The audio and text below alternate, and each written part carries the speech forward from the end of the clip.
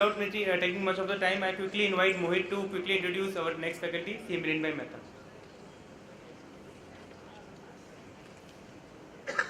Good evening, everybody. Good evening to all the dignitaries, all my dear friends. I have got the opportunity to introduce the one of the most eminent faculties, Milin Mehta. Milin Mehta is a chartered accountant and senior partner in CA Mehta and Company, having offices at Baroda, Mumbai, Ahmedabad since last 3 decades. He is a fellow member of ICAI and also a law graduate and obtained a master degree in commerce.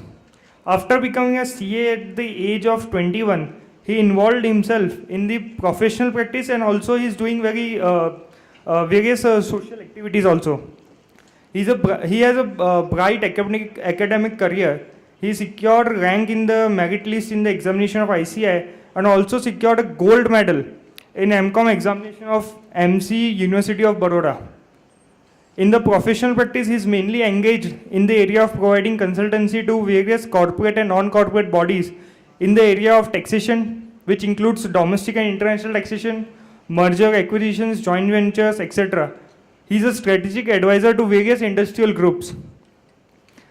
Mr. Mehta has been invited as a special invitee to the committee of ICAI and also for making representation before CBDT, Standing Committee of Parliament on formation of Direct Tax Code. Mr. Milin Mehta was also a member of the committee set up by the CBDT for framing tax accounting standards, which are renamed as Income Tax Computation and Disclosure Standards. Presently, he is a member of the committee appointed by Finance Minister under the CBDT for considering the MAT impact on introduction of Ind AS and also to notify further ICTS due to introduction of Ind AS. He had held the position of Treasurer and Vice Chairman of WIRC of ICAI. He has contributed a large number of papers in various seminars, conferences organized by professional organizations all throughout the country. Mr. Milin Mehta has been invited very often to take lectures in education seminars for senior tax officials. He has also co-authored a book on minimum alternation tax published by Bombay Chartered Accountant Society. He is also very active in social service and a past president of Baroda Lions Club Education Trust, which manages Baroda High School in the city of Baroda. He was a government nominated member of the Senate and elected member of the syndicate of the prestigious MS University of Baroda.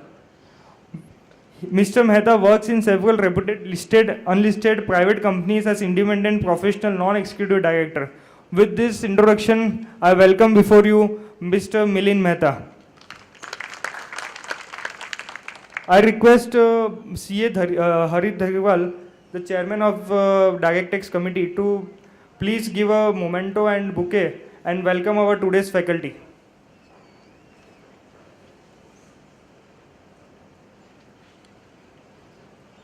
Please give a round of applause.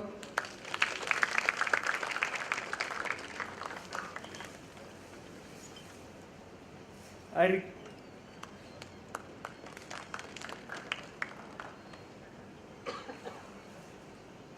request Milin sir to take the charge. Thank you, sir.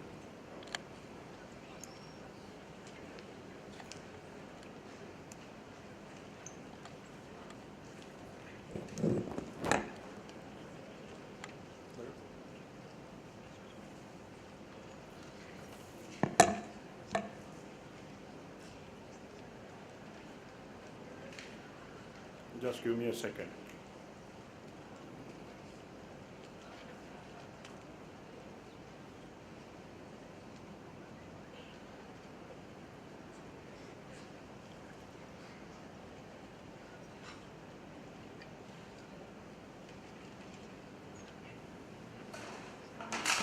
So first of all, anyone who is to be blamed for the purpose of a very long introduction, it's myself. I generally circulate the same thing. I'm sure that Pradeep, who is sitting here, he has heard it about probably, and I've always told whenever I send a mail, I tell that please don't read this whole thing. I'm myself getting bored, and I'm sure that what would be your position in this. Sorry for that. And I personally request all the branches not to do an introduction. I think it takes away a lot of time, and I'm sure that people should be recognized by what he speaks rather than what is there in his biodata. So I personally very seriously feel that takes away a lot of time, and I feel very sorry. So I apologize for the long introduction. But that's not his fault. I think it is. I think he should not be blamed at all. It is I who has to be blamed for that. I have time up to 8:30. What I would do is I would take up the session in a manner that whenever you have any questions, please feel free in interrupting and asking me questions. I don't think so that we may have time for the purpose of any question answer at the later date. Even if it does not pertain to the very topic that I am dealing with, that is, but of course, subject to LLP, you can ask me any questions which are there in respect of this part. So thank you very much to Ahmedabad branch for inviting me. Harit was persistent. I had, in fact, the very meeting that we are talking about, the MAT and Ind AS committee, the meeting was there in Ahmedabad, in Bombay. And since it's a meeting which is a composition of persons from the tax department and the practicing members, and since most of the practicing members were not likely to remain present in that meeting, and since we are working on FAQs on the ICDS which has come up, which would be published in a very short period of time, we have just finalized those FAQs. And once it is done, I'm sure that, so that's the reason why my presence was very much necessary. I requested that in case if we can cancel this or postpone it to some other date, it may be better. So apologies for the purpose of being late also. My topic today, sorry? Oh, something backstage, okay. I thought that someone was asking a question. Generally, my speed of the talk is so fast that I don't allow anyone to interrupt me or ask me the question, but be as it may. So the limited liability partnership is an ideal instrument or ideal structure for the purpose of, I would call it always as a hybrid structure which has got advantages of a partnership form of being fairly more relaxed in respect of compliance requirement, but has got the advantages and also the advantages of the tax, no dual tax in respect of distribution tax which we have it in a private limited company.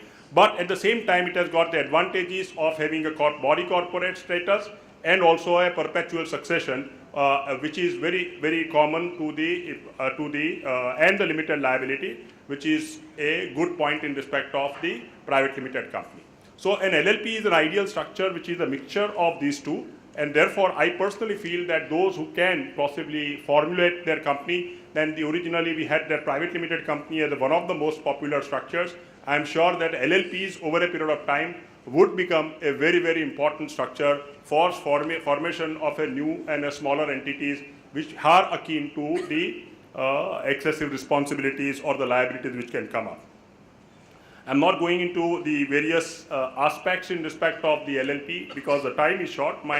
But there are certain aspects in case of an LLP is very essential to be seen for the purpose of identifying a difference that though LLP and partnership firm has been treated same when it comes to the income tax, not all things which are applicable to the partnership would be applicable even under the Income Tax Act, because the very nature of these two entities are different, and therefore it is necessary for us to understand the fundamental differences under the common law and under the LLP law and the partnership law in respect of a partnership and an LLP. And let's not make a mistake that both are actually identical and the same, and therefore everything which is applicable to partnership would also be applicable to the LLP. So let me go to the aspects of Section 3 of LLP Act, which is very important, that need to be kept in mind. An LLP is a body corporate. Unlike a partnership firm, which is not a body corporate, it is a body corporate which is formed and incorporated under the provisions of the LLP Act. So a simple partnership does not have its own identity, it does not have a legal structure of its own, but an LLP is a body corporate, and therefore it has got its own rights in respect of the way in which it functions. It's an independent person even under the common law. Whereas LLP, where a normal partnership is actually it's a name of a relationship between the partners and not a structure of its own. So Section 14 of the LLP Act provides that an LLP shall, in its own name, be capable of suing and being sued. As you are aware that partnership can sue and being sued in the name of the partners, provided it is a registered partnership firm and the name of the partner is included in the register of the partners. It is entitled to acquire, own, etc. of the property, movable or immovable, tangible or intangible property, it is entitled to hold the property in its own name. And it's entitled to have a common seal. It is not obligatory for it to have it, but it can have its own common seal. And it has got a perpetual succession. It is entitled to do all acts which a legal person is entitled to do, and it is liable for all acts which a legal person or a body corporate may be liable for. Section 28 provides, which is the fundamental provision which deals with the limited liability, that the liability of the partners is unlimited, except in case of Section 30, which provides for in case of fraud, etc., the liability becomes unlimited to that extent. Otherwise, the another aspect which is very important, which as professionals, which we need to keep it in mind, that this does not create an agency amongst the partners. Meaning a partner of an LLP is an agent of the partnership firm, but not the agent of the other partners, right? In fact, if you look at it, that in case of a normal partnership firm, a partner is an agent of the partner and is all agent of the partnership firm and also agent of others. So an act of one partner in a normal partnership firm makes all other partners liable in respect of acts of that partner. In case of a limited liability partnership, it is absolutely clear that a partner is in an LLP is an agent of the partnership firm, but it is not an agent of other partners. So, say for example, let's take a situation that a partnership firm consists or an LLP consisting of 10 partners. If one partner commits an error in respect of an LLP, the other partners would not be vicariously responsible, but at least the partnership firm or LLP would be responsible in respect of act of that partner, but not the other partner. So in case of a professional firm where the work of different partners are divided and their roles and responsibilities are defined in the LLP agreement, it may be possible for us to control the liability of other partners, and that becomes very fundamentally important distinction between an LLP and a partnership firm. Of course, there are only minimum partners have been specified. There is no requirement. There is no specification in respect of large partnership, and therefore there could be a partnership consisting of an LLP, which could be consisting of a fairly large number of partners. And we have already seen that there are many partner LLPs which are formed with a large number of partners. In fact, this also throws up very important schemes which are permissible, especially in respect of where people join together, where the families join together for making a collective investment. You can have all the members of the family which can participate in respect of an LLP and can be carried out. Fortunately, under the LLP agreement, the rights and the duties of the partners can be completely controlled by an LLP agreement. No one has got an inherent right. It can be controlled by way of an LLP agreement. And therefore, you can provide and give an excessive power to a set of persons, whether designated partners or main partners, and then other partners can have very limited rights in respect of a partnership. So in that situation, it is possible to have and even control a very large number of partnerships, large number of partners in an LLP. So there are, say for example, we have seen cases where in case of a real estate project, all the real estate owners in a project can form an LLP and then continue to govern these LLP by way of an LLP agreement. You know, that is also possible. Instead of doing a partnership or a cooperative society or an AOP that we have, we can also constitute it by way of an LLP. So that is also permissible in respect of that. There are distinctive advantages in respect of an LLP as compared to a private limited company in respect of taxation. I would not go into the advantages part. I would only point out a couple of important aspects which are a very important change which has taken place. That in case of a dividend which is declared by a company, the dividend is chargeable to tax in the hands of the company at the rate of, as a dividend distribution tax, approximately around 20% rate of tax which would be payable by the company. But when it is received by the persons, when the recipient, the shareholder, when he receives and the total dividend is more than 10 lakhs of rupees, then to the extent of dividend exceeding 10 lakhs of rupees, the person is also liable to pay tax at the rate of 10%, which is the new provision which has been introduced. It is important to note that in case if the recipient is a private limited company, then that tax is not payable by that company. But in case if the recipient is an LLP, then that tax is payable by the LLP. So therefore, there are large number of persons who had converted their holding company structures because of the dual taxation which was happening. They had converted their LLPs into a private limited companies as the holding companies. They had converted into an LLP. They are likely to be very adversely hit by these provisions, and therefore there is a need for making some adjustments in respect of this, that they can reconvert that into an private limited company. However, there is going to be some restriction because of the 5 crore limit that they have put it. But otherwise than that, they may be hit very adversely.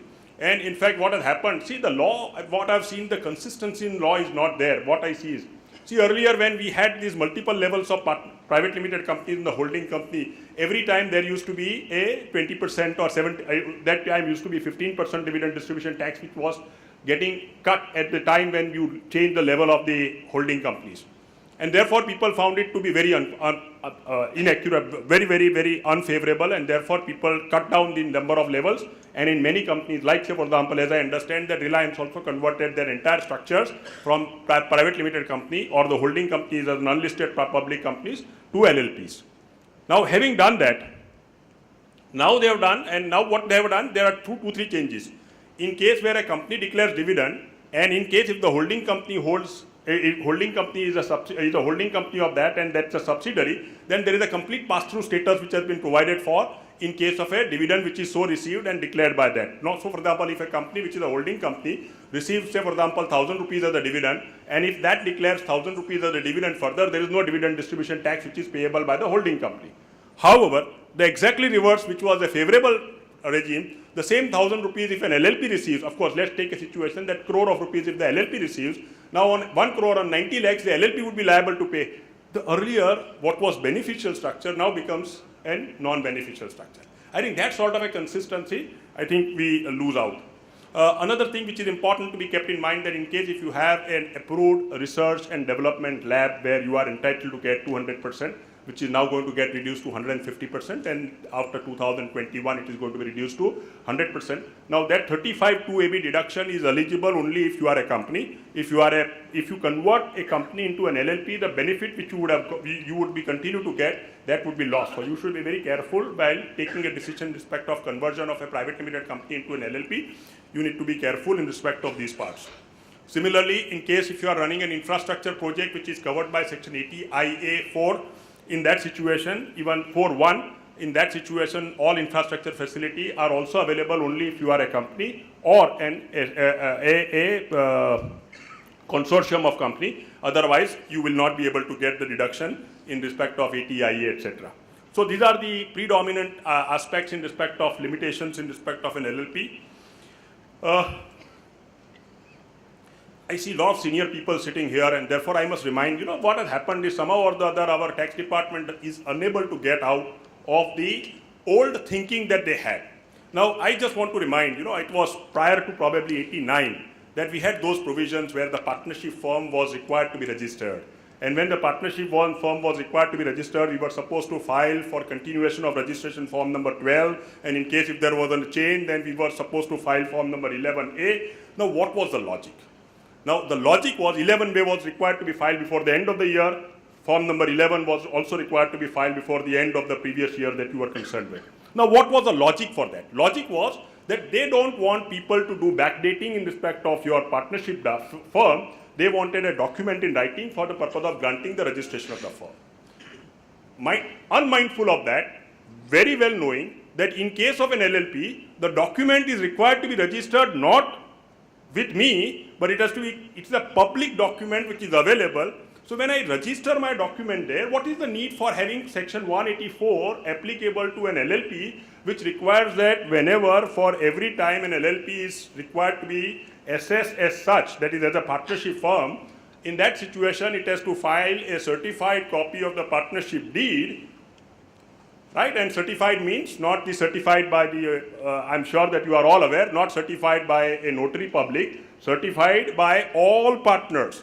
So look at a situation where you have a partnership with 100 partners. Even if there is a small change which takes place in a partnership firm, what would happen that you will have to obtain signature of all the 100 persons and keep it ready, and when the assessment comes up, you will have to file that. In case if you are unable to file that, in that situation, you could be subjected to being assessed, and the entire salary and the remuneration and remuneration interest which is paid to the partners could become disallowable. So I think they need to get out of these aspects and probably see that now it is registered, it is already available, it's a public document, the dates of execution is available, and you have to compulsorily do it. What is the need? I think, but they still can't get out of that form number 11 and 12 and 11A, and no one thinks about it possibly. But I wish that this gets changed. Let me tell you that in case if you fail to file your certified copy of the partnership return, at present you can't file it with the return of income. What you need to do is you need to keep it ready, and in case if there is a notice which is issued under section 143(2), and then the first available opportunity, you have to file it with the office of this. In fact, this gives me just a very interesting aspect that you need to keep it in mind. The office, our office, what we have started, and I'm sure that's a very good practice. What you need to do is at the time when you file the return of income, there are certain documents which you have to keep it in mind that you have to file it as soon as you receive a notice under section 143(2). What we have started doing is that we keep that letter already ready in the file at the time when we file the return of income, and it is part of the record. So as soon as no one has to think, because in case if the person who has filed the return of income has changed at the time when 143(2) notice comes, there is a possibility that he might forget that there was a change of constitution, and therefore I have to file the return as soon as 143(2) notice comes. It may be good practice at the time when you file the return of income, keep all these documents ready which are required to be filed along with the return, but could not be filed because of e-filing requirements, and you are required under the circular at the time when you file the return of income, file reply to your 143(2) notice. You may keep that letter ready so that as soon as the notice is received, you can file the document with the tax department. Maybe a good idea to do that, especially in cases where you have made a claim and you wanted to put it as a note so that you can save yourself in respect of 270(11)(c) penalties, etc. All those things should be kept by way of a proper note which can be filed along with the return of income. I just wanted to point out that there is a conflict which is there between two sections, and that is section 167C of the Income Tax Act and provisions of section 188A of the Act. Section 188A, which applies to all the firms, including the LLP, it talks about that the tax of the partnership firm can be recovered from each of the partners independently. So apart from the partnership firm, the taxes of the firm can be, every partner would be liable to pay the taxes of the firm. That is what section 188 says. So in respect of taxes, the liability of the partners is unlimited. And as you know, firm includes the LLP as per the definition. However, section 167C, which was introduced as a result of LLP being made as a taxable entity as a partnership firm, they have introduced 167C, wherein they have introduced a provision which is akin to section 179 of the Income Tax Act, which is applicable to a private company. In case of a private company in liquidation, they have provided that a taxes of the private limited company can be recovered from the partners unless that partner is able to prove that non-payment was not on account of any gross neglect, misfeasance or breach of duty on his part in respect of conduct of the business affairs of the partnership of the company. Similar provisions are done. Now, therefore, the question that arises is that in case of an LLP, where the right of the income tax department to recover taxes is only limited in case of a liquidation and in case where the partner is unable to prove that non-payment was not on account of these defaults on his part, whereas section 188 says that he could be responsible in all cases. Which section would apply? My view is that section 188A is a general section which was introduced and which was supposed to be made applicable only in respect of the partnership firm. As soon as one section, when the partnership LLPs were made similar to that of a partnership firm, simultaneously they introduced section 167C, wherein they have given a restricted right to the income tax department for recovering the taxes of an LLP. It is provisions of section 167C which would apply in respect of recovery of tax from the partners of an LLP and not section 188A. I think that is what is the view which I would take. A capital contribution by the partner can contribute capital either in cash. In case of an LLP, it can be contributed either in cash or in kind or in case of an intangible way. The question that arises that section 32, rule 23.2 read with section 32.2, it provides that whenever a contribution is made by a partner in an LLP in kind, then it has to be supported by way of a valuation report which is issued by a chartered accountant or a cost accountant or an approved valuer. And the value which is so determined has to be considered for and that has to be accounted for and disclosed in the financial statements of the LLP. So, as you know, in section 14 of the Indian Partnership Act 1932, a partner can introduce a capital, and we have provisions of section 45 subsection 3 which says that partnership firm has got an absolute liberty of crediting as much amount as it wants. There is no requirement for doing any sort of evaluation. Whereas in case of an LLP, there is a need for evaluation, and the accounting has to be done based on that valuation. The question happens is that, say for example, if my valuation which is given by a registered valuer is different than the value which I am required to adopt for the purpose of section 56 subsection 2, in that situation, or section 56 subsection 2 or section 50C or section 43 CA, meaning that in case of an immovable property, if it is less than the stamp duty value, in that situation which provisions would apply? Because the law does not permit me to give any value which is more than the value which is determined by the registered valuer or a chartered accountant, whereas the Income Tax Act requires me to pay the tax. In my view, where there is a conflict of this nature, where the valuer has given a value which is lower than the value which is either under section 50C or 43CA, in that situation the partner cannot be compelled to pay tax on a higher amount because he is prevented by law for the purpose of charging any money which is more than what has been assessed, and in view thereof, it would be possible for us to argue that that provisions would not apply in respect of this part. I also hold a view that where there is a specific provision or a deeming fiction which has been created in section 45 subsection 3, that amount which is credited in the book or amount which is recorded in the books of account shall be deemed to be the full value of consideration received when a partner introduces an asset as his capital contribution. You cannot impose another deeming fiction like section 50C or section 43CA for the purpose of determining the value of such assets. So therefore, you can't have a deeming fiction on deeming fiction. You can have only one deeming fiction which is itself a fallacy, and in view thereof, it is the provisions which is as per the valuation which would be considered to be the aspect. Let me mention to you, now when you all of you, in fact it's Ahmedabad, it's not any other city, all of you watch CNBC and those share. Whenever a person who invests, who comes as an advisor, you always puts a disclaimer that look, I make a disclosure, I have already got an open position in respect of a particular share, etc. So whenever I am talking, I must tell you that these are all matters which are subject to litigation, right? And when you talk to your clients, you must also tell your clients that these are all subject to litigation, and since they are subject to litigation, I'm not going to start again, don't worry about it. So since these are all subject to, what has happened?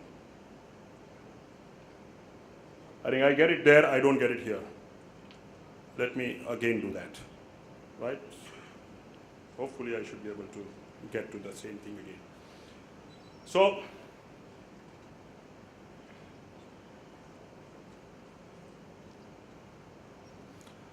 So whenever there is a matter which a person is likely to be subjected to any sort of a litigation, it is our duty to mention. I am telling you that many of the points which are taken are subjected to a litigation. And therefore, you need to be very careful while adopting it. It is my duty to tell you as to what are the available options. But in case if there is something which is an option which a client can benefit, or in case if he has already transferred some property at a value which is lower than the stamp duty value and you are required to defend it, then these are the options which are available in respect of that. So that's one part that I wanted to just mention. In fact, since an intangible can be also introduced, there is a possibility that a partner, say for example in case of a professional firm, a person can be introduced as a partner with a commitment that I will serve the partnership firm for a period of 10 years with full, say for example, 9 hours a day, etc. In case if a consideration is paid to that partner for the purpose of agreeing to that sort of a commitment in a partnership firm, this would almost look like a sweat equity, and an amount of, say for example, ₹1 crore is credited to his partner's capital account. there is a possibility to contend that the amount which is paid to a partner may not be chargeable to tax in his hands, because it does not fall under either the definition of a sweat equity shares. It is not covered by section 45 subsection 3, because he does not transfer any capital asset. It does not get covered by way of any of the provisions of section 17(2), which is like a joining bonus, etc., because joining bonus is applicable to an employer and employee. This is the case of a partner who is not an employee. So none of these provisions can apply in respect of taxing this amount in the hands of the partner.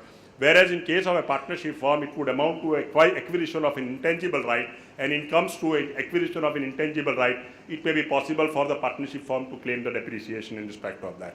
This is also a possibility of a planning which is available with all the cautions. These are all subjected to a significant amount of litigation.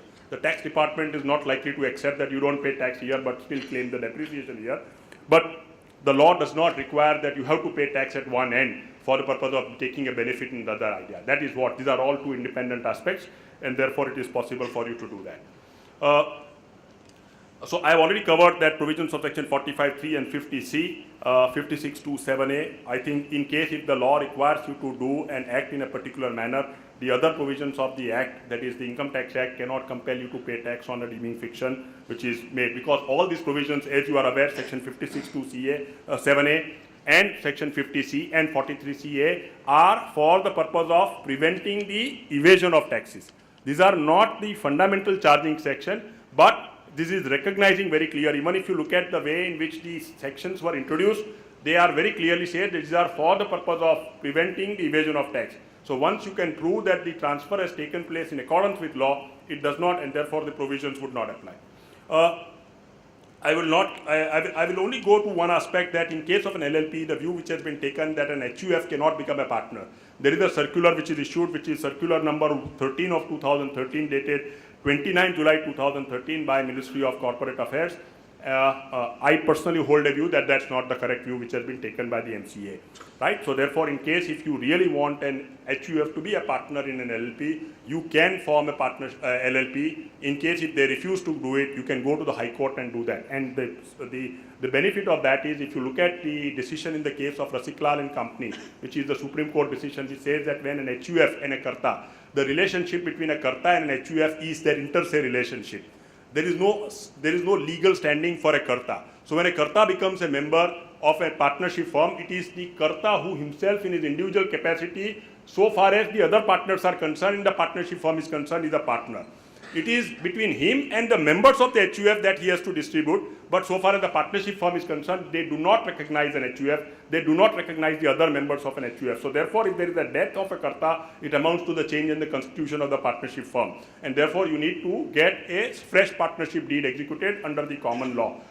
So that's what is the provision, and therefore, in my view, when an HUF enters into a partnership, it is their rights under the Hindu law for the purpose of entering into that sort of an agreement, but it is an agreement between an individual who is there as a Karta, who represents there, and therefore, according to me, this circular is non-est, not valid, not supported by the law, and therefore, it can be definitely challenged. I will come to section 42, which is a very interesting section. I will come to that section 42 when I deal with the last aspect of it. So far as the designated partners are concerned, please go ahead. When a partner retires from the LLP and gets more amount than to his credit, yes, because of revaluation, whether that amount would be liable to tax Yeah. in the hands of the retiring partner. right, okay. So I personally hold a view that it is not. First, not only that by law, but even by logic, it is not chargeable to tax. The reason is, and I understand, I'll tell you what I think the question is just for the benefit of everyone. The question is that in case if a person has got a balance of 1 crore in his capital account, when he retires from the partnership firm decides to revalue the assets or decides to revalue the goodwill in the partnership firm, and when that revaluation is done, instead of 1 crore of rupees, he gets at least 1 crore and 50 lakhs of rupees. When he gets 1 crore and 50 lakhs of rupees, whether that difference of 50 lakhs is chargeable to tax. By no stretch of imagination that 50 lakhs is chargeable to tax. The reason is any amount which a partner gets from a partnership firm is not chargeable to tax. That's the fundamental principle. Because the taxability is in the hands of the partnership firm. Nothing is chargeable to tax in the hands of the partnership firm because there is no transfer, there is no accrual of income which takes place. Similarly, this 50 lakhs extra which is paid to the partner is also not available as a deduction. Now let's take a situation and let me give you an illustration and that how do I justify that? Forget about the law. There is Mohan Bhai, Pama Bhai, and there are decisions which I am making a reference in a subsequent portion. It is coming up. It does not get chargeable to tax because of several decisions. But now let's look at the logic. There is a partnership firm which has got a land, which is, say for example, valued at 1 crore. People have contributed 1 crore rupees, and that is what, say for example, two partners have contributed 75 lakhs and 25 lakhs. They are 75% and 25% partner. 1% partner, and let's take a situation that there are 3 partners, and therefore on retirement of a partner there is no dissolution which takes place, right? There is a one partner retires, someone else is already there in case of that 75%. Value of the property instead of 1 crore, it is 1 crore 50 lakhs of rupees. So that 50 lakhs, 25% of 50 lakhs, which is 12.5 lakhs. So that person instead of investing 25, getting 25 lakhs, he gets 37.5 lakhs of rupees. Now let's take a situation.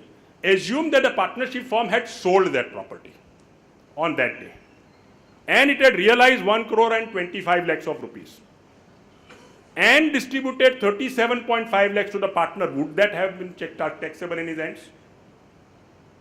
It would not have been taxable. If it is not taxable, it is not taxable. Whether it is paid on account of a deemed revaluation or it is on account of actual earning of profit, if it is not taxable in his hand, it does not become. Now let's look at it why it is logical. When the partnership firm sells this property, say for example, 2 years down the line, it sells this property at 1 crore and 75 lakhs of rupees. What is the amount on which the partnership firm would be liable to pay tax? It would be liable to pay tax on a difference between 1 crore and 1 crore 75 lakhs, considering whatever are the applicable provisions. It still continues. So liability of the partnership firm before admission and after admission remains, or before retirement and after retirement remains the same.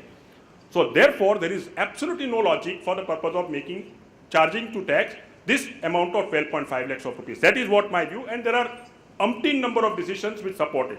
I think I'll come to that. Please let me move forward, otherwise we will get stuck on this. I have come to that and I've covered that particular portion in this particular part, and I'll come to decision. There is a very latest decision of Supreme Court, couple of decisions including I think there is some Thakorlal B. Patel or some decision, and there are some other decisions also. Sir, my question was from the viewpoint of the retiring partner, because he doesn't get it from... So, okay, now retiring partner, what does he transfer? First is he gets his share. He does not transfer anything. Even if he, because there is no transfer, a partner has a partner not as an interest in the property of the firm.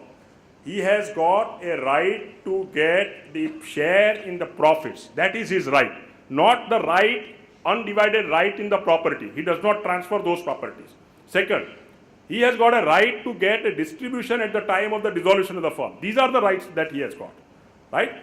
That right, he retires from the partnership firm and the money he gets. So he doesn't transfer anything. He gets it from a body corporate, sir. It's altogether... You are talking about an LLP. I am talking about an LLP. So let's deal with the LLP, and there also, let's take a situation there also. If you look at it, there is nothing which a partner, he gets it from a body corporate, but that still does not concept. Why would it be chargeable to tax? The only section under which he could be chargeable to tax is section 56 subsection 2, which is any amount which is received without consideration. Otherwise than that, there is nothing else on which he could be chargeable to tax. Even that is not chargeable to tax because it is for a consideration from the retirement from the partnership firm. But now let's take a situation. Now let me go into that aspect and say as to why it would. Yes, I agree that there is a distinction between a partnership firm and an LLP in respect of that. However, let's take a situation and assume for a second that it amounts to a relinquishment of an interest in a partnership LLP, and therefore it becomes chargeable to tax. Say for example, it's a transfer, and therefore since it is in view of the decision in case of Grace Collis and Anarkali Sarabhai, they have already said that a relinquishment of an interest, relinquishment or a destruction of an asset itself is a transfer, and since that is considered to be a transfer, what is the cost of acquisition? The first question which would arise is what is the cost of acquisition of that? The money which I invest is not necessarily the cost of acquisition, because money which I invest is already held by the Supreme Court.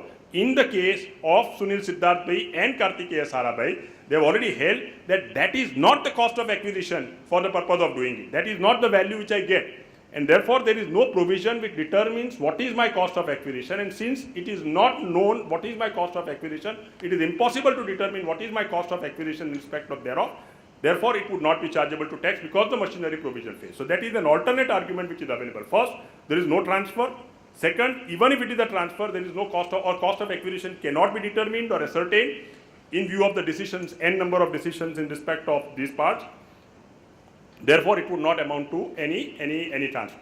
And third is the logic which we say that in any case, even if there was a realization of assets in the case of a partnership firm and the monies were received by me, it would not have been chargeable to tax, and therefore, in any circumstances, it would not be chargeable to tax because it's a partnership firm which gives me my unrealized share in the partnership property, and that is the reason why I am not chargeable to tax. So from all angles, in my view, it would not be chargeable to tax. So let me go. Coming to the designated partners, very interesting situation can happen that first thing that let's forget that a designated partner means a working partner, or a working partner has to be a designated partner. The definition of designated partner under the LLP Act does not mean that he has to be a working partner. The definition of a designated partner is the person who is considered to be responsible for the purpose of compliance of the provisions of LLP Act. It does not say that he has to be responsible for the purpose of conduct and affairs of the partnership firm, right? So the definition of working partner under the Income Tax Act and the definition of designated partner under the LLP Act are different. So a working partner could be a designated partner, or a designated partner need not be a working partner. So that is second. Third thing is that let's take a situation that there is a private limited company who is becoming a partner in a partner's LLP. They have a right to nominate a person as an individual as a designated partner. So when the person who is nominated and working as a designated partner, he himself is not a partner at all. So actually a designated partner need not be a partner at all. But a working partner has to be a partner. So therefore, let's take a situation that there is a private limited company which has designated or nominated someone to work as a designated partner, and a remuneration is paid to that person, whether that remuneration would be allowable as a deduction or not. It would certainly be allowable as a deduction under the general provisions of section 37(1), because section 40 clause B is a disabling section. We say that in case if you fall beyond the limits which are provided, then it would not be allowed, but basic allowance of that deduction would be under the provisions of section 37(1). And therefore, even where a nominated partner of a nominated person as a designated partner is there, even that remuneration, so long as it justifies the need or justifies the requirement of section 48 to be, in case if it is applicable, in that situation, that person would be considered to be a working, the remuneration paid to them without applying any limit under section 40 clause B would be applicable, would be allowed to him. So that deals with the remuneration. I have already dealt with that. I am slightly rushing it. The reason is, now let's look at section 42. That's also a very interesting section, section 42. Yeah. Can an individual also nominate their... Yeah, go ahead. Take the mic. Take the mic. Yeah. Can an I must individual appreciate partner... Ahmedabad has been one of the rare exceptions that they have been able to ask questions when I speak, So I think it's congratulations to you all. Yeah, please. Can an individual also, partner can also nominate someone to be the designated partner? No. Individual only the private nominate. limited. It's only a body, a private limited company or only a company or another LLP which can nominate this person as a partner. So that is, so individual cannot nominate someone else. So let me tell you something which is very interesting. I'm sure that most of you would have studied section 42 of the LLP Act. Now section 42 of the LLP Act creates a very different kind of a relationship, and that is talking about an assignment of the share in the profits or the share in the assets or the distribution of the LLP without transferring or affecting the rights of the partner. Now therefore, what would happen is section 42 is a very different. See, there are three sections which deal with the relationship of a partnership. One is section 22, section 24, which talks about admission and retirement of a partner, and section 42, which talks about assignment in the share of the partners.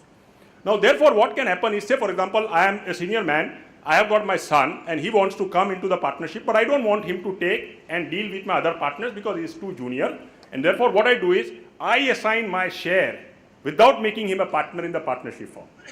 So therefore, a person would be entitled to a share in the profits of the partnership without getting a share in the assets of the firm, and he will also not be considered to be a partner. So that relationship is it's an intermittent structure, and I did not transfer entire my share. So I have got 30% share in the partnership firm, 10% of my share I give it to my son, or 10% of my share I give it to someone else, that is possible to be done. So an assignment can take place.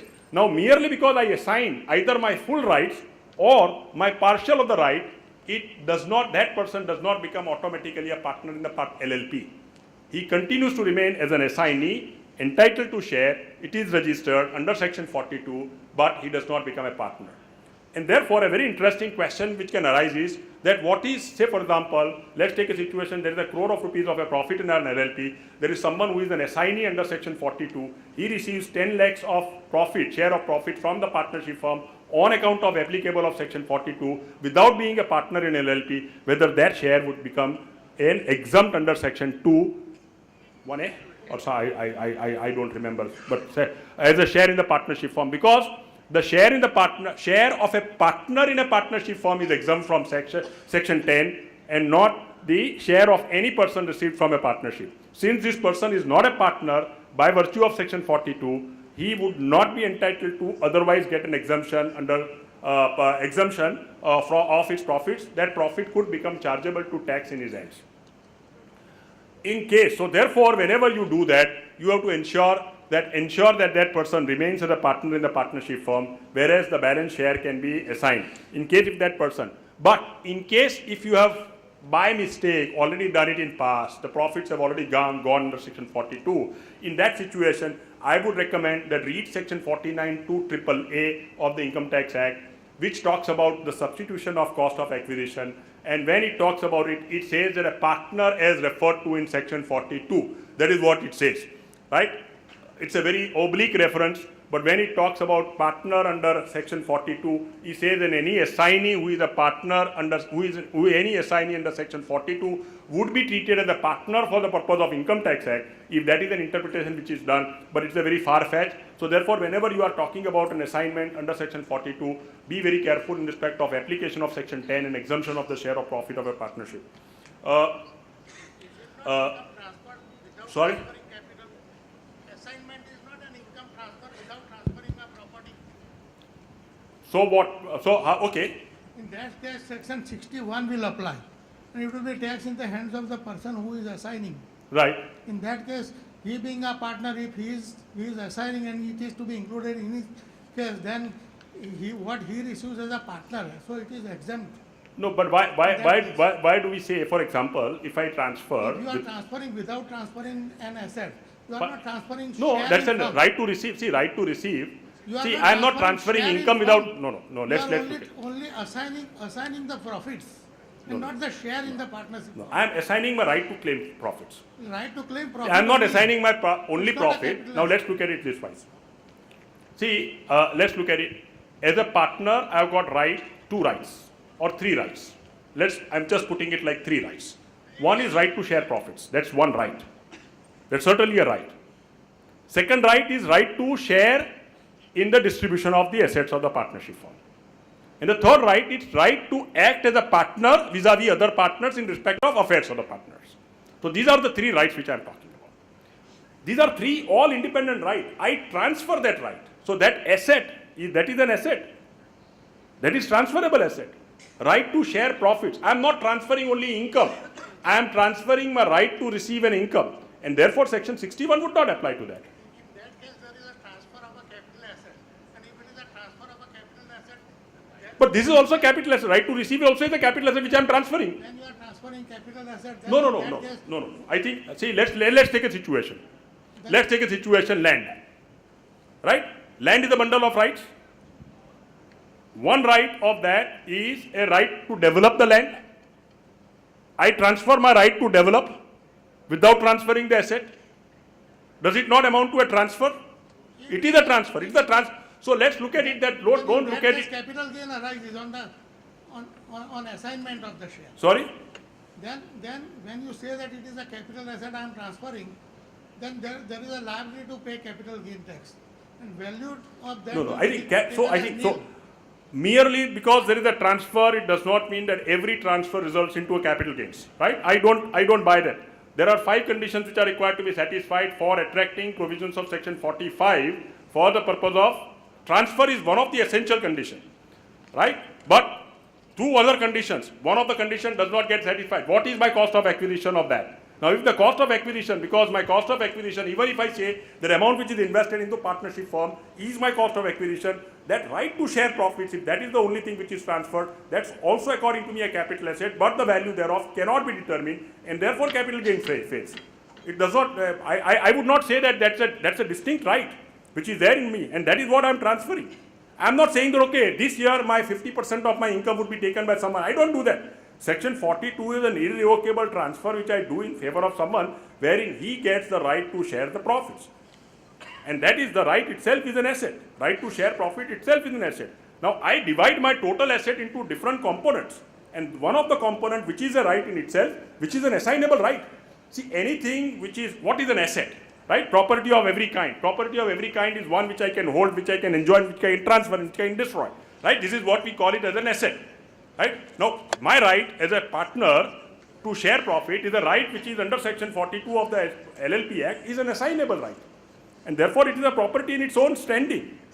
And therefore, in my view, it would be considered as to be a property, and I would not say that section 61 would apply in respect of this particular part. But probably that could be one of the other arguments which you can make in respect of this part. So, yes.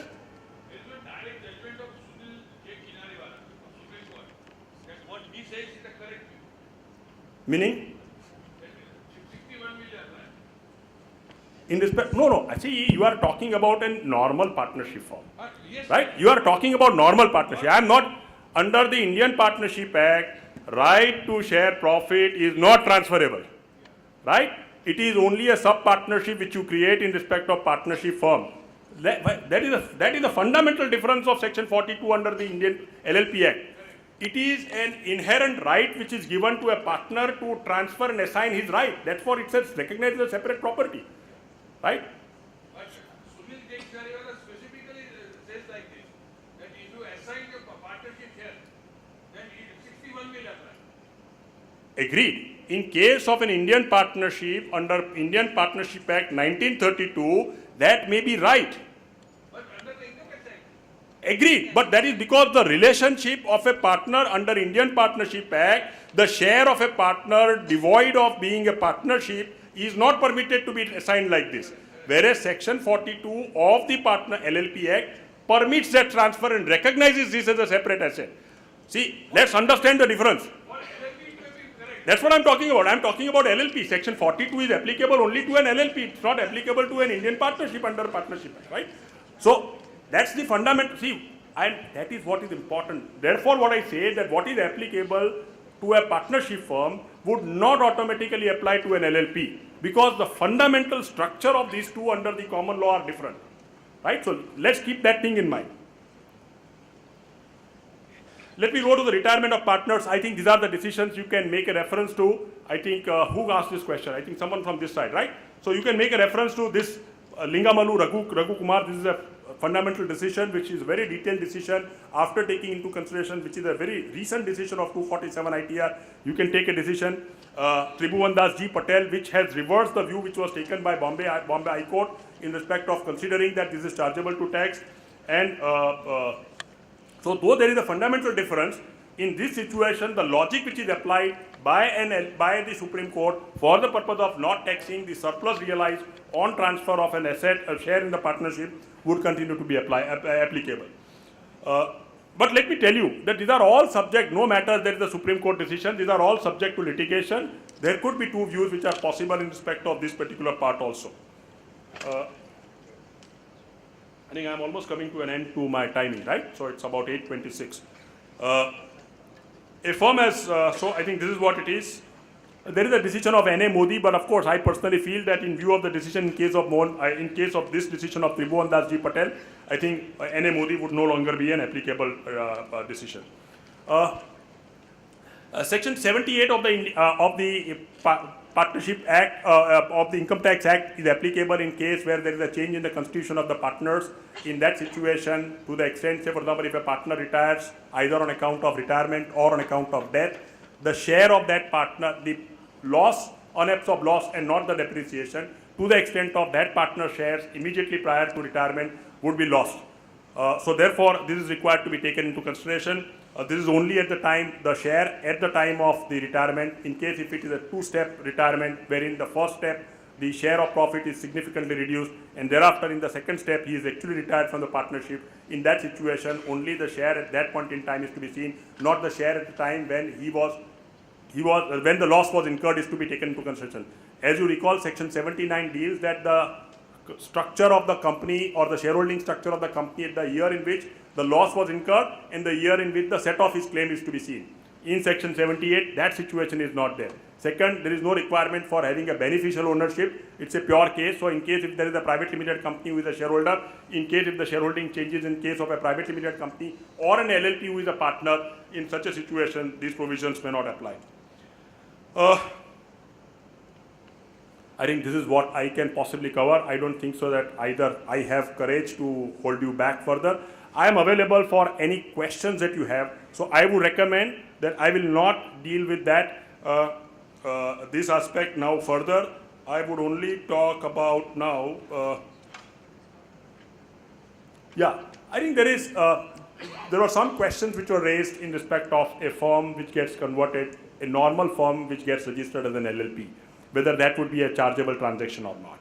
I think, and I would only invite you, of course there are several things which I wanted to mention, but I think I would just only point out that one part, and that is a circular which is issued by the board as a part of the finance number 2 bill which was passed. They have stated that there would not be, so explanatory note to finance number 2 bill, finance number 2 act says that when a firm gets converted into an LLP, there would not be any adverse tax implication. And they have put two conditions to that. And that condition is that there is first no change in the partners, and second, the partnership firm after LLP after conversion retains the assets. I think that is what it says. There is no transfer of assets after conversion. Now after conversion means what? After conversion means after 1 year, after 2 years, after 50 years, or after 70 years. They have not talked about it. They said in case if this condition is violated, then provisions of section 45 would apply. Now, while this gives a concession, you have to keep it in mind that they first consider that when there is a partnership firm gets converted into an LLP, there is a transfer which is subjected to tax. This is one thing which you should always keep it in mind. And I also hold the same view. The assessment will have to be made in two ways. First, under section, if you read section 187 of the Indian Income Tax Act, it talks about succession of one from the other. So when there is a succession which takes place, it talks about there would be two assessments which would be made. Partnership firm 1 and partnership firm 2, and those two assessments will be made. However, in view of this explanatory note, and we have got decision of Navneet Lal C. Zaveri, etc., we say that a circular of the department is binding on the tax department, especially favorable circulars, and in view of that, there would be tax neutrality in respect of the migration from an LLP, from a partnership firm to an LLP. Even the alternate minimum tax, AMT credit, which are available to a normal partnership, would also be available to an LLP on its conversion. So that would be considered, that is required to be taken into consideration. So friends, thank you very much for giving me a very patient listening. I am available for a question, and I would be very pleased to answer that.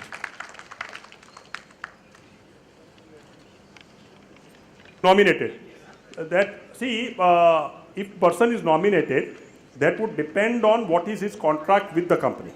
If he is nominated, please sit down. Why are you sitting? There is no need for you to stand. If there is a contract between the partner and the private limited company, or nominated person and the partnership firm, and the private limited company which it represents, where the income gets diverted to the company itself, on the source itself, in that situation, that share of the income would become taxable in the hands of the private limited company and not in the hands of in any case it is chargeable to tax in the hands of the private limited company. But you need to ensure that it is diverted at the source itself. It is not required to be transferred. See, there are two ways in which it can be done.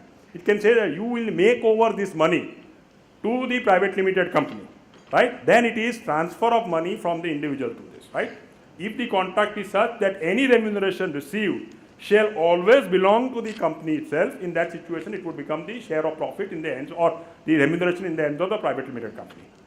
It is possible to contend this wise. Sir, Yeah. like in private limited, professional can be director and shareholder. So can in a LLP which is doing business, a professional can become partner? That is, you are talking about a chartered accountant. Say, yeah. See, I think the principles, what you are saying is whether under the code of conduct that we have, if there is an LLP which is carrying out a manufacturing activity, right? And whether you can be there as a partner. According to me, no. I think the fundamental principle of a partnership, a chartered accountant who is in practice, right? Chartered accountant who is in practice, who is not allowed to take, he can become, say for example, in a case of a family partnership and cause of an inheritance, we have exceptions under code of conduct. But this is a question under the Chartered Accountants Act. I am not a very competent person to answer on that, but I personally feel that on the parity that if you are not permitted to become a partner in a normal partnership firm, and that principle is not the legal way in which you are doing, right? It is for the purpose of ensuring that a chartered accountant who is in practice, who remains full-time in practice, does not get engaged into any sort of a business, because it's a question of a conflict of interest situation, and his ability to perform his task as a professional in a professional manner, and that is the reason why he is prevented. So in view thereof, it would be difficult for you to contend that you can take the partnership. But if you are Even if not a designated partner. yeah, see, the question is that if you are a partner, you are a partner, right? If you are a partner, you are a partner, you share the profit. So you cannot become, because in any case as an LLP, see, there are exceptions which are carved out under the Chartered Accountant Act in respect of a normal partnership. In my view, the same principles would apply to an LLP, right? It may be, according to me, the same principles. A chartered accountant is permitted to become a partner of a normal partnership firm which is carrying out certain activities. Now the same principles would apply in case of an LLP also. That's what my view would be. But I am not, let me tell you, I am not the right person to advise you on the Chartered Accountants Act. I think you had some far better people who were full of, the whole stage was full of people who could have advised you on that. Maybe better that you ask them. In fact, my experience with the institute is very, I would not say this, but mine is very, very, very conflicting. They take the decision in respect of what should be the policy when the matter comes to them. And then they would want to punish a person, right? And I will give you an illustration.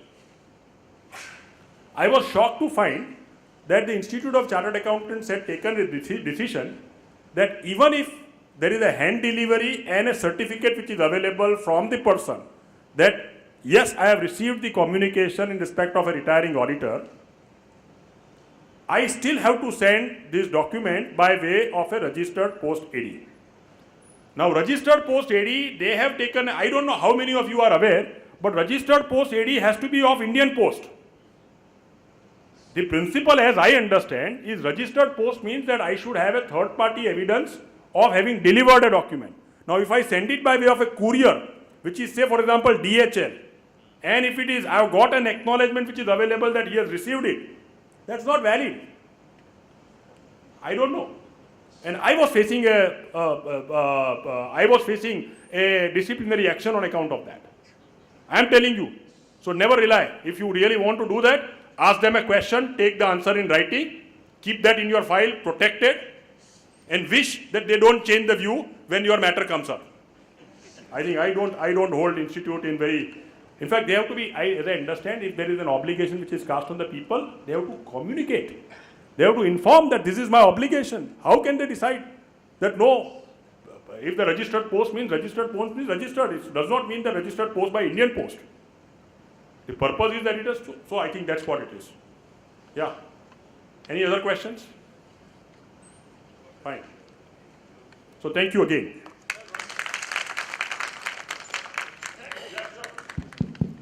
One thing, the only thing which I have to do is I have to go back to Vadodara now. So I have full time. I am sure that whatever question that you are going to ask, you are going to get the wrath of all other persons who are sitting there, because they don't want to get up and insult me, and that's the reason that where they are sitting. I don't know whether they are interested in listening to me, and all the persons who are sitting here. Go ahead. In case of conversion from firm to LLP, whether two sets of books and two separate returns are to be filed, or only one return is filed? Yeah, I did. In fact, I was trying to see in the audience. I did tell you at one point in time that only one return will have to be filed.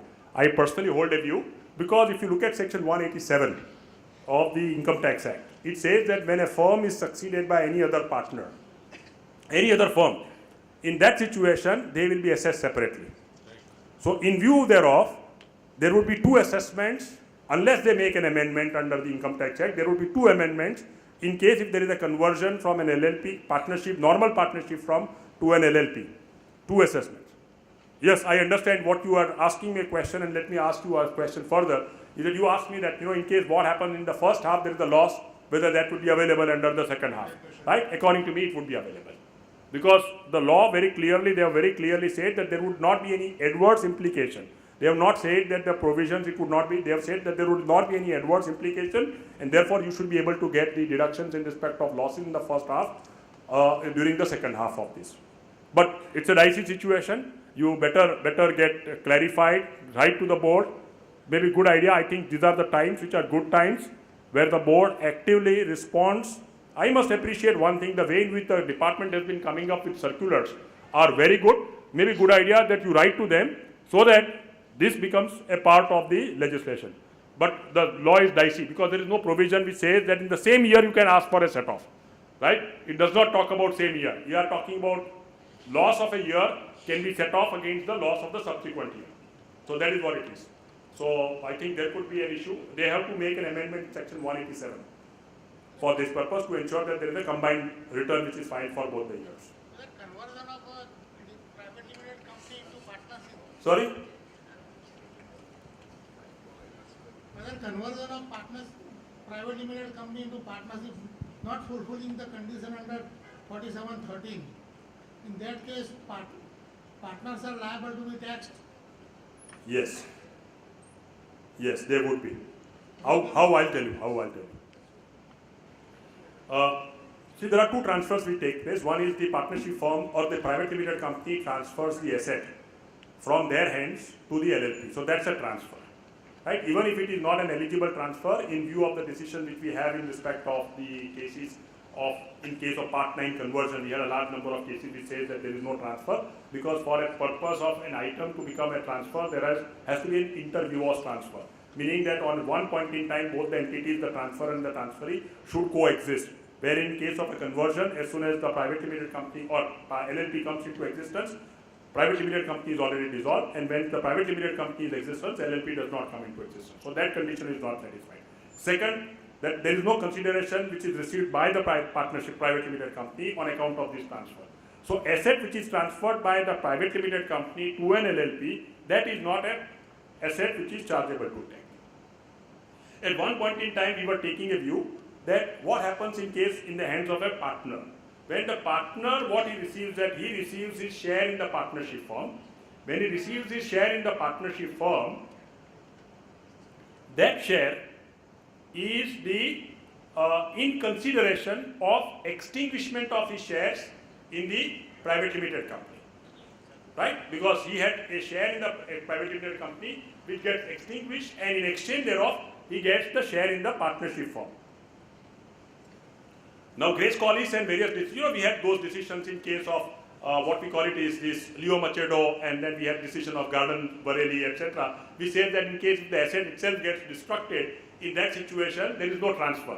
Because for the purpose of fulfilling a condition of extinguishment of a right therein, which is contained in section 2, subsection 47, it says that asset should remain in existence prior to transfer and after transfer. Extinguishment of rights in an asset does not include extinguishment of an asset itself.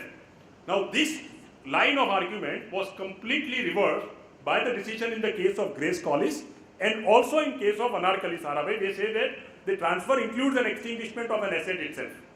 So if an asset gets extinguished, like what happens in case of a conversion, there are shares, it amounts to a transfer. So that is one thing. The only argument which remains with us is that what is the consideration which I have received? Because Sunil Siddharthi and Kartikeya Sarabhai very clearly says that the right in the capital of the partnership firm is not the consideration, which is not the full, that's not the consideration received by me. So section 45(3) is amended, but that only includes when an asset is transferred by a partner to the partnership firm. It does not cover this situation.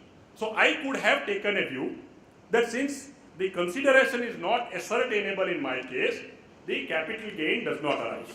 However, section 50 capital D, which is very important, which is a new section which has been inserted, which says that where there is a transfer and the consideration received or receivable is either not ascertained or is not ascertainable, in that situation, fair value of that asset will be considered to be a full value of consideration received.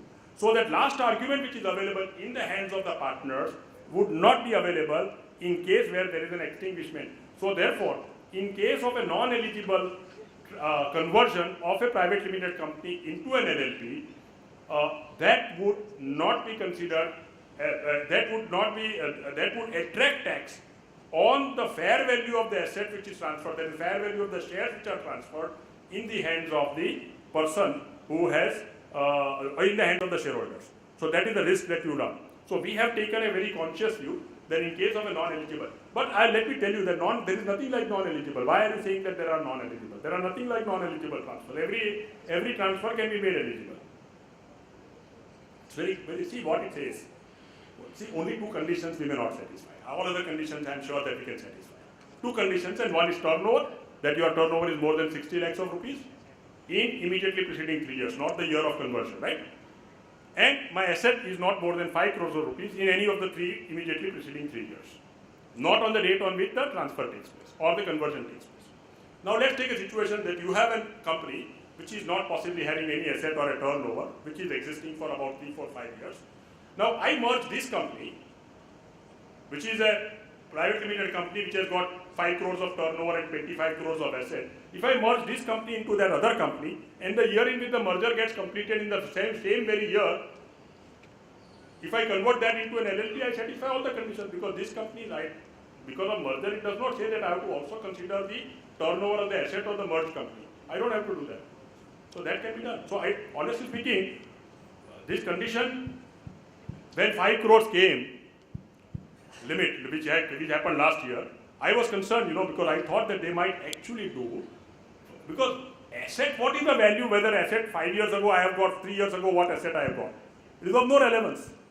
The relevance is only where the date of conversion that should have come. On the date of conversion, the value. Second, the value of asset is only as per the books of accounts. It is not as per the income tax or not as per the fair value. So in view of that, I think it is possible. So I think it's not something which is impossible to be done, but in case if you are not satisfying this condition, I personally feel very strongly that the shareholders could be chargeable to tax. Very strongly. Right? If you look at 50D and the provisions of the grace clause, decision of grace clause, I think it could be chargeable to tax. Yeah. You can ask questions over dinner. I am not having it. So I am not having it, but I can still wait for you on the question that let others leave. I can answer your question later, but I would have to push because I have to reach Vadodara at the earliest, right? So thanks. Quickly, last question.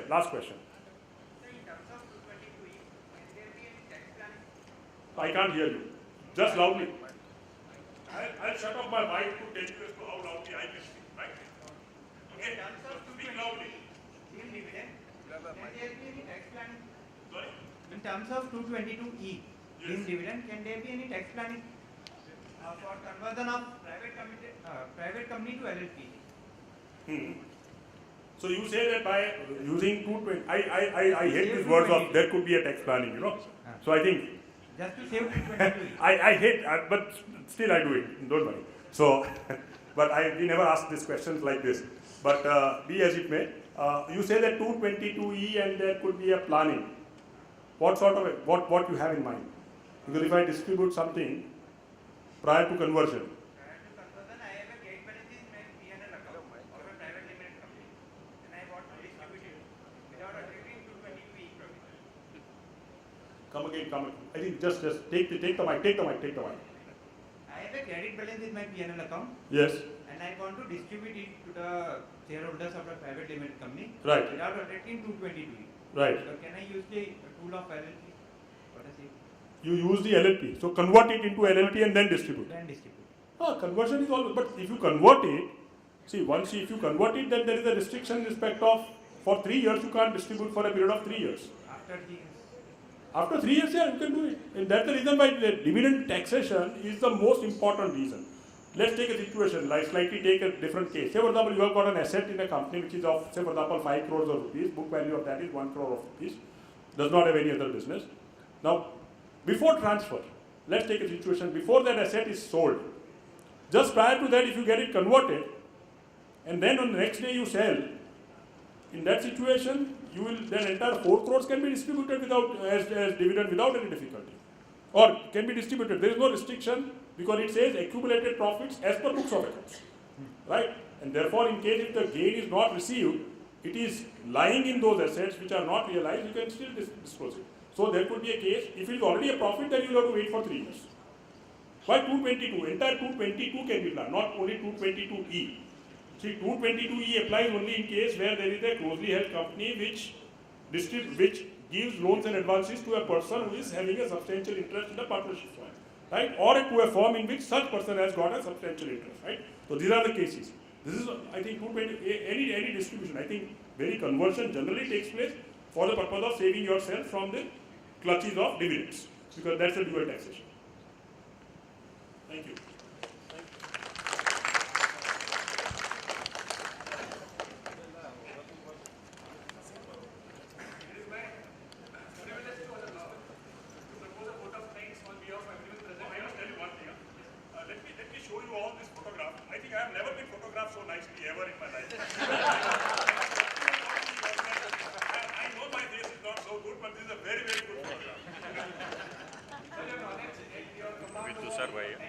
Thank you, sir.